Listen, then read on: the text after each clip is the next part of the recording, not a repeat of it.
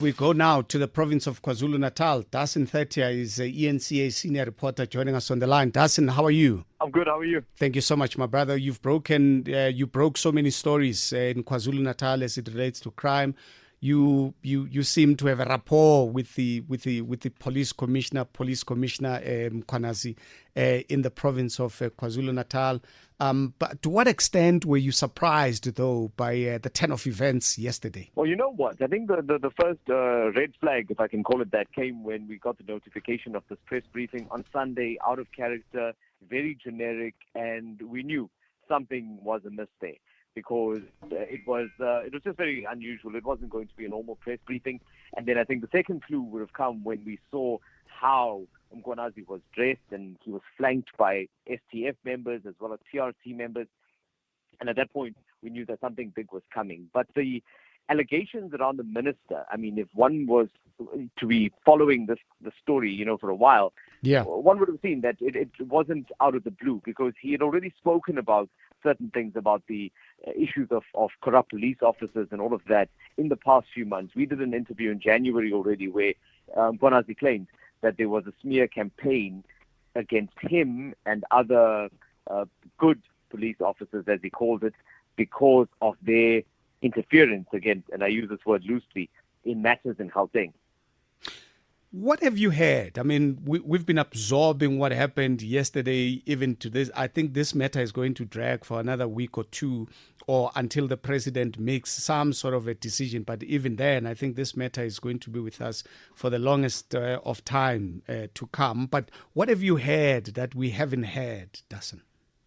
Well, look, we have to look at this in layers, right? There are different layers to this. There's the political layer, there's the layer on the internal side of the SAPS.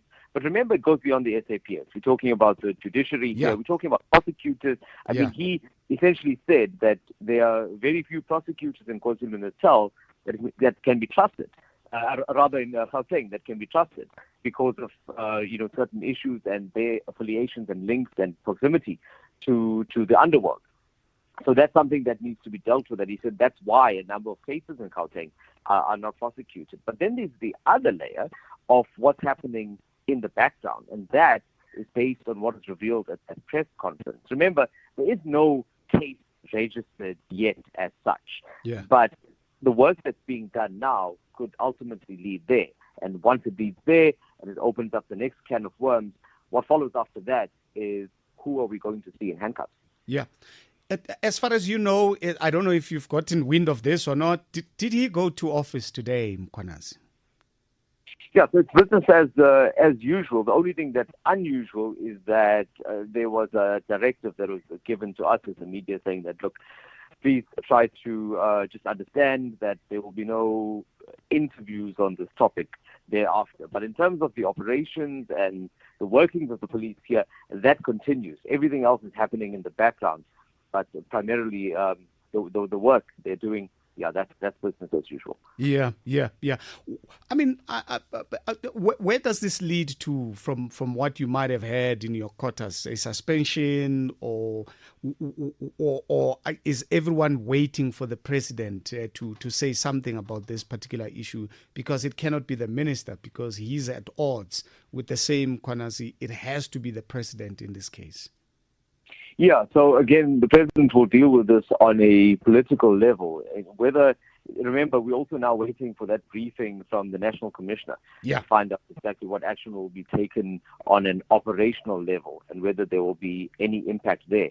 And I think the other thing that's really come to light as a result of all of these allegations and this being now put into the public domain is that people are now starting to understand the dynamics of the SAPS and the ministry a little better. Because Mkhwanazi has said several times now that he doesn't report to the minister. And in the past, those lines have been blurred, right?